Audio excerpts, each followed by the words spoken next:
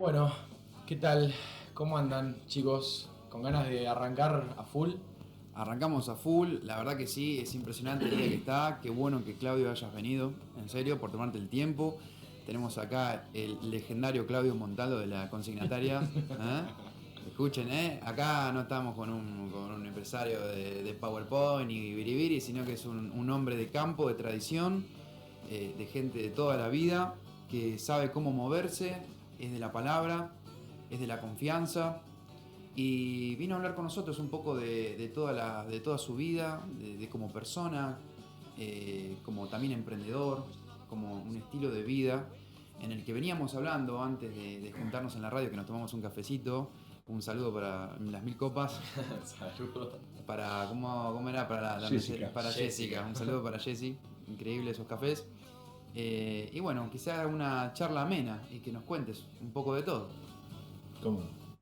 Bueno, Con mucho impecable. gusto. Para la gente que no te conoce, ¿te querés presentar? ¿Quién es? Mi nombre es Claudio Montaldo, estoy casado con Ana, hace 44 años, tengo 4 hijos, 5 nietos, una empresa que fundamos hace 44 años y toda una vida por delante.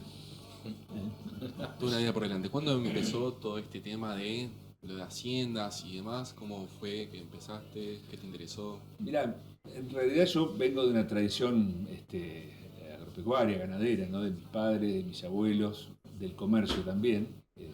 Mis abuelos, vinieron acá a Madariaga a principios de siglo, fundaron Casa Montaldo, fue una de las primeras soderías que hubo en Madariaga. Y bueno, eran comerciantes y después tenían almacén, ramos generales, y bueno, fueron progresando y fueron empezando a comprar campos y hacienda, y así que, digamos, vengo de una tradición comercial y ganadera. ¿Esto que viene de tu padre, de tu abuelo? De mi abuelo, de mi bisabuelo, Ok. que en ese momento llegó de Italia y se fue a radicar a Maipú. Y después Juan y José Montaldo, que eran varios hermanos, pero estos dos eran particularmente muy unidos, y fue cuando en Madariaga empezó a haber más movimiento con el tema de la leña y con todo ese tema de que Madariaga comienza a progresar y entonces era una oportunidad de poner comercio. Tenía la YPF que después se la deja a Ibaldi, que era también después la representante de YPF acá en Madariaga. Así que tenían combustibles, tenían aceites y tenían almacenes. Parece que hacían también muy buena factura de cerdo. ¿Mirá? Así que con todo eso, los hermanos empezaron a trabajar, que eran Juan y José Montaldo, dos hermanos inseparables, que empezaron a trabajar y bueno, así pusieron la primera fábrica de soda y así fueron progresando.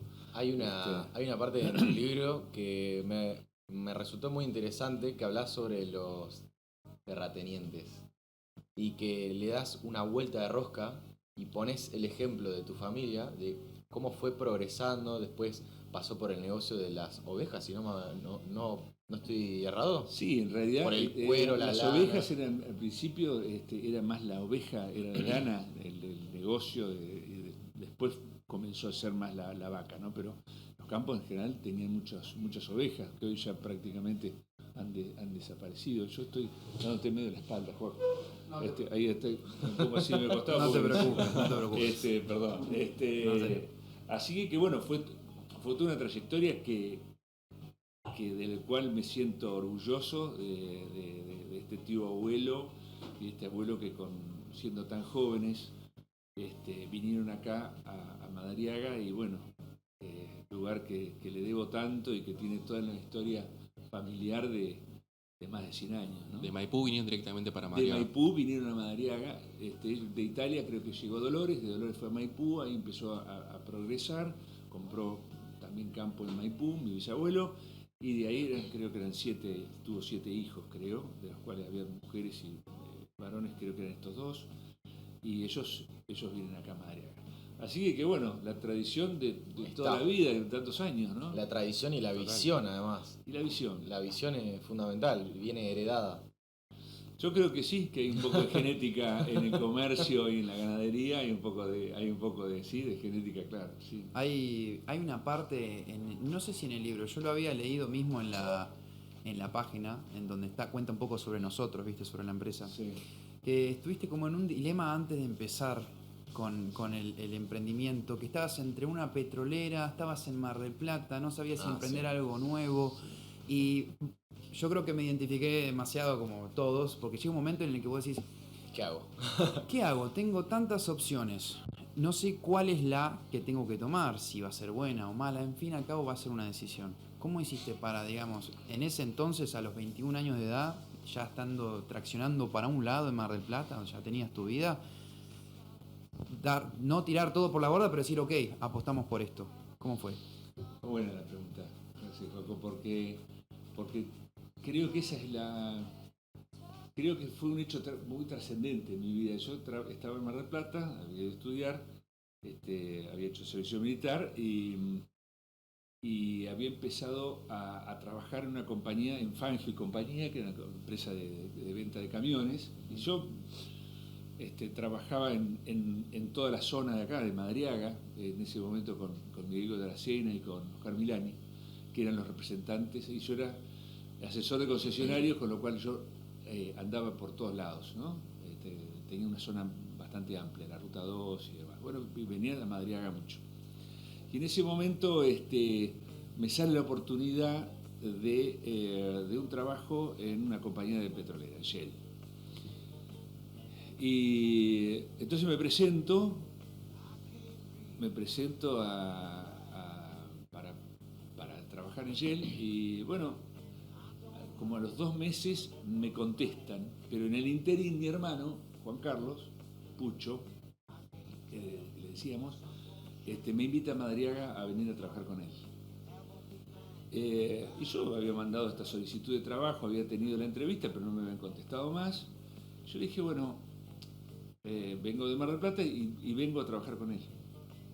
Y en el momento que vengo a trabajar con él, me viene la aceptación de que me daban el empleo, y era un empleo realmente muy interesante, y muy, de muy buen ingreso, contra algo que iba a ser algo, claro, que iba a ser un trabajo que con mi hermano, que iba a ser el emprendimiento, digamos, ¿no? Era Claro. ser emprendedor o trabajar en esta compañía. Esa fue Lo que hablábamos hoy a la mañana. Eso fue la gran decisión de mi vida, Claro. creo, ¿no? Entonces, me llega la noticia y le digo a mi hermano, vos sabés que me aceptaron el trabajo en Shell, me toman en Shell. ¿Y qué vas a hacer? Era inspector comercial, era un trabajo muy importante. Yo tenía 21 años, te imaginas que era un trabajo era realmente importante. Bueno, entonces dije no. Dije, yo vine acá y me quedo acá. Y ese fue el gran paso, creo, en elegir, ¿no? Lo que hablábamos, ¿qué elegimos? Lo otro no era malo, por supuesto, no sé qué hubiese sido mi vida si hubiese sido en Shell, pero lo bueno es que tomé una decisión y defendí decisión, y bueno, mi hermano al año siguiente se muere en un accidente de autos, y bueno, y ahí empezó, yo con muy poquita experiencia, porque justamente te traía la ganadería en mis genes, ¿no? La sangre, claro, de mi abuelo, de mi padre. Todo esto con 21 años. 21 años. Sí, ya tenía 22, ahí, porque aparte me había casado, estaba recién casado. ¿Ya a los 21, a los 22? Me casé a los 22 ¿Con años. Ana? Sí, con Ana a los 22 años. Así que estábamos recién casados, mi hermano se había muerto, que era mi hermano mayor, mi hermano varón mayor, tengo una hermana, Roxana, mujer. Un saludo para Roxana, que está escuchando. A Rox. Bueno, y mi hermano, que era mi hermano mayor, que donde yo me apoyaba en él, que era el que me había invitado, y con un negocio en el hombro. Se había muerto. Entonces, ahora, la pregunta es, recién casado, con una oferta de trabajo que dijiste, me voy, ¿no? y la decisión de quedarse a emprender acá en Madariaga, sabiendo que todavía no había nada, y encima el fallecimiento de tu hermano. ¿Qué se te pasó por la cabeza? ¿Qué es lo primero que pensaste? ¿Qué dijiste? ¿Me voy a poner la empresa al hombro por enorgullecer el nombre de mi hermano? ¿Lo voy a hacer por mí? ¿Me voy hasta la Shell? ¿Qué fue lo primero que se te pasó por la mente? ¿Cómo tomaste esa decisión? Mirá, yo Te maté con la pregunta.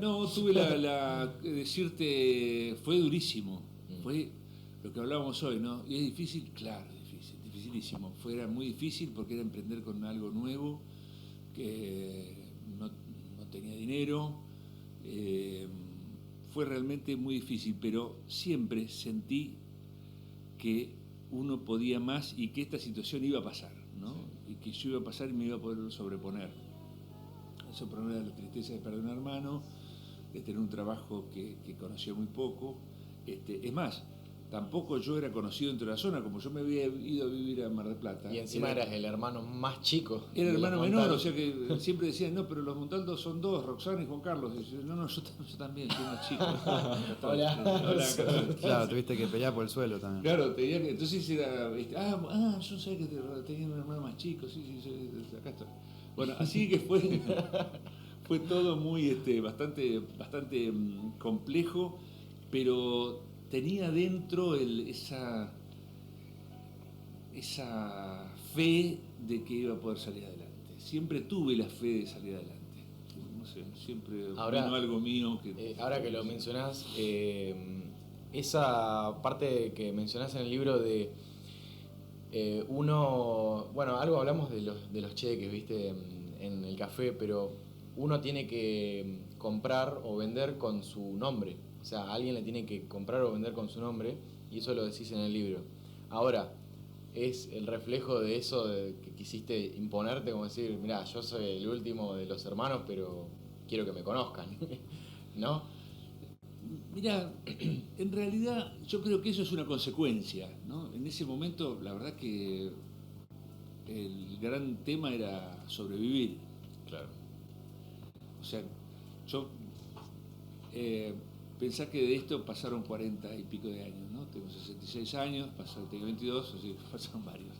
O sea que te diría que lo que primero te pasa es tu necesidad, que es sobrevivir, que Claro. es empezar a decir, bueno, ¿y ahora qué hago con esto? ¿No? Lo que hablábamos hoy en las 1000 copas, ¿qué hago con esto que me está pasando? ¿Qué voy a decidir hacer? O sea, hay un libro que es del alquimista de Pablo Coelho, que en un momento él lo estafan, ¿no? Y se queda sin nada, se queda sin sus ovejas, y se queda sin su dinero, porque confía en alguien que lo estafa, y que lo termina estafando. Entonces él dice, tengo dos alternativas. Una, ser víctima del ladrón. Ser víctima del ladrón. Me robaron, entonces mi vida terminó. Y la otra es ser un aventurero en busca de mi tesoro. Bueno, uno siempre puede elegir. Eso es lo maravilloso que tiene esta vida, que siempre podemos elegir. Tenemos posibilidad de elegir. Las últimas posibilidades que tiene el ser humano, dice la última, decía Jung, es elegir. Él había estado en un campo de concentración. Sí. Y él se dio cuenta que él le podían robar todo, lo que no le podían robar era la libertad de elegir cómo sentirse, ¿no? Mirá. Y creo que esto es así, y que está en el hombre, está en todos nosotros la posibilidad de elegir. Bueno, yo elegí no ser víctima del ladrón, no ser víctima de esa situación que tenía, que era la muerte de mi hermano, el empezar un trabajo nuevo, sino que me puse en el otro lado, ser un aventurero en busca de mi tesoro, y bueno, salió bien. Qué buena frase, Sí, ¿sabes? sale bien. Muy buena frase. Sí. La búsqueda. Para anotarla, anótenla, muchachos. Sí, porque uno puede elegir. Muchas veces nos pasa, como hablábamos hoy, porque hablamos un montón, charlamos tan lindo hoy a la mañana, que siempre podemos elegir cómo sentirnos. Y esa alternativa el hombre la tiene, lo que pasa es que hay que descubrirla. Todos tenemos, pero eso es un tema de autoconocimiento Tal cual. interior. Es descubrir que uno tiene esas fuerzas, que uno tiene la posibilidad de elegir. Tal cual. Total. Sí, totalmente. Hay una parte también de la que hablas, por ejemplo, sé que estuviste metido en cuando arranca el libro, es el tema de la estafa. ¿no?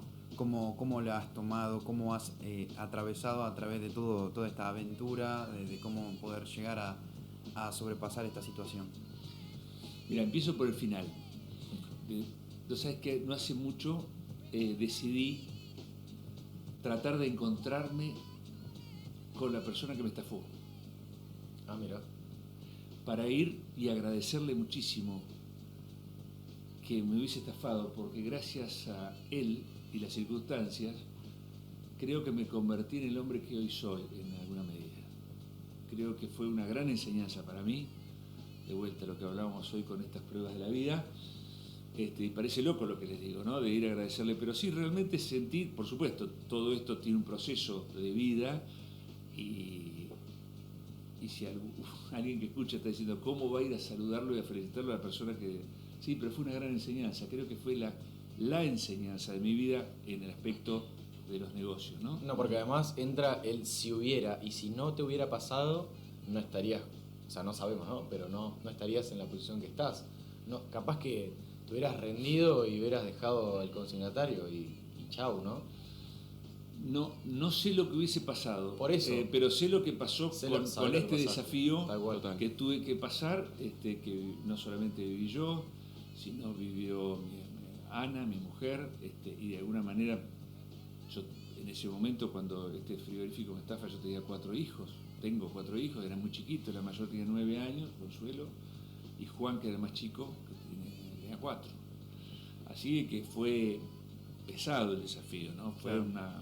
Sí, porque a veces vos solo, bueno, pero tenías toda una familia que cuidar. Sí, y eso evidentemente te lleva a cuestas un montón de cosas, ¿no? Pero de todas maneras pienso que eso fue muy importante en mi vida y de nuevo, ¿no? Esto era de nuevo la posibilidad de elegir, que elegía, porque después de esto me pasó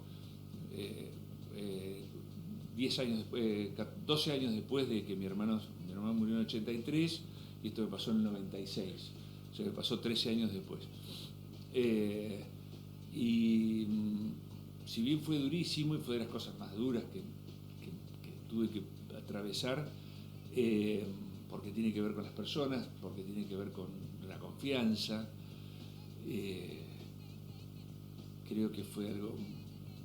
Pude pagarle a todo el mundo, a pesar de que yo no había cobrado, vendí todo lo que tenía, me desprendí de todos mis activos para poder cumplir con las personas. Y bueno, con todos mis clientes pude cumplir y pude seguir en mi negocio. Como decíamos hoy, uno saca fuerza donde no tiene para seguir adelante, aparte de una familia. 4 hijos, ¿cuántos años tenía más o menos en esa? Tenía 36 años. 36 años, con una esposa. Sacar toda la vida por delante, ¿no? Total. Sí, sacar fuerza de donde no la había. Ahora la pregunta es, volviendo un poco para atrás, ¿te reencontraste con esa persona? ¿La pudiste encontrar? No, sabes que no la pude encontrar, no sé si vive, tampoco porque no sé si vive, pero ¿sabes qué? Lo que más importante no fue tanto conocer, no fue tanto, pero sí como interiormente sentir que le agradecía. Porque claro. Si lo hubiese visto, se lo hubiese dicho. Pero no importa, en realidad... Era más para mí que para él, ¿no? Claro. Era un tema mío, era el tema de decir, che, como mira, cerrar un ciclo, ¿no? Cerrar. Y si bien yo ya sentí que lo había cerrado, me ocurrió hacer eso. Dije, bueno, es de las cosas, otro de los gustos que me voy a dar en mi vida, que me he dado tantos, es haberle podido decir, che, mira, me pusiste en esta prueba tan difícil y salí adelante. No solamente salí adelante, sino que progresé muchísimo. Gracias una empresa exitosa. Gracias a esto te forjó a ver quién Y yo sos creo hoy. que sí, creo que me dio, fue una, yo digo que fue lo que me costó, creo que es, en Harvard, si hubiese ido a Harvard no hubiese aprendido tanto con esto y nada me fue más caro, porque fue una estafa muy grande. Y aprendí muchísimo. Claro, en vez de Harvard hubiese sido muy poco con respecto a lo que aprendí con este posgrado que hice en economía, administración. Intensivo fue, más intensivo, o menos. Tremendo. Súper intensivo. De 24 horas. Sí, 24/7 y por tiempo de poder salir de esto. Así que fue para mí fue una gran enseñanza. Saliste de lo teórico y fuiste a la práctica. Absolutamente, Sí. rápidamente. salté Se de la puede teórica. decir que en realidad el maestro que te tocó fue él, en Sí. vez de alguno de Harvard. Sí, absolutamente. Fue gran maestro de Harvard. Fue un profesor enorme que tuve. Y la situación de ese momento creo que me enseñaron mucho. Por eso, que es decir, ¿con qué me quedo? ¿No? ¿Con qué me quedo? Me quedo con esto, que esto era la gran lección que yo necesitaba para que después me ocurriera todo lo bueno que me empezó a ocurrir después de eso, ¿no? Porque la empresa tuvo un crecimiento muy importante y hoy sigue creciendo, ¿viste?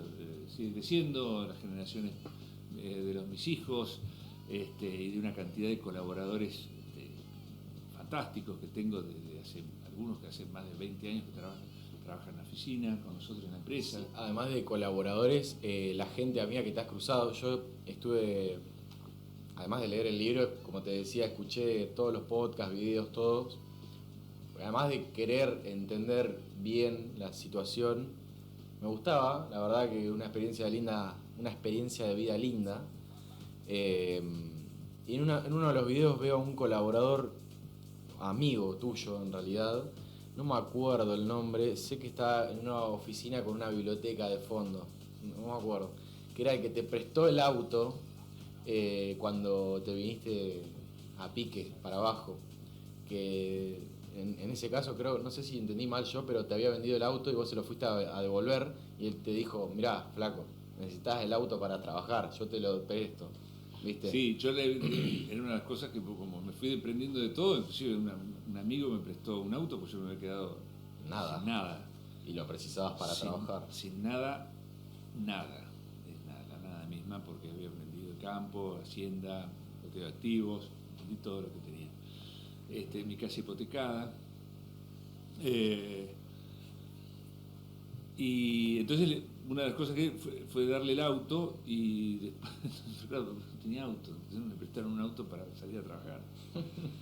Y entonces me dijo, bueno, no, te doy el auto, porque sin auto no puedo. Así que tenía un auto muy chiquito y salíamos con mi mujer y mis 4 chicos en un autito que parecía que nunca terminaba de salir gente. Como lo de los payasos. Sí, nunca terminaban de salir, ¿viste? Porque eran los 4 más algún amigo que siempre iba. Claro. Así que el autito que tenían para trabajar era muy chiquito, pero bueno, corazón grande y salíamos a pasear, me acuerdo, con 4 más otros 2 o 3 amigos que de chica. Así que íbamos 7, 8, 9 en un autito muy chiquito. Claro, hay algo que habías mencionado, que es esto del entusiasmo infantil. Y que creo que también va de la mano como cuando uno arranca siendo joven y que tiene todo el mundo por delante, y cuando ya arranca después la otra, la tercera edad, la segunda, cuando se va haciendo más grande, más experimentado. ¿Has como aprendido a ese entusiasmo de alguna manera, empezarlo a medir más los riesgos? Es decir, no dejarte llevar tanto por ese impulso, sino que sí aún tenerlo, pero de una manera más inteligente canalizarlo. ¿Cómo fue a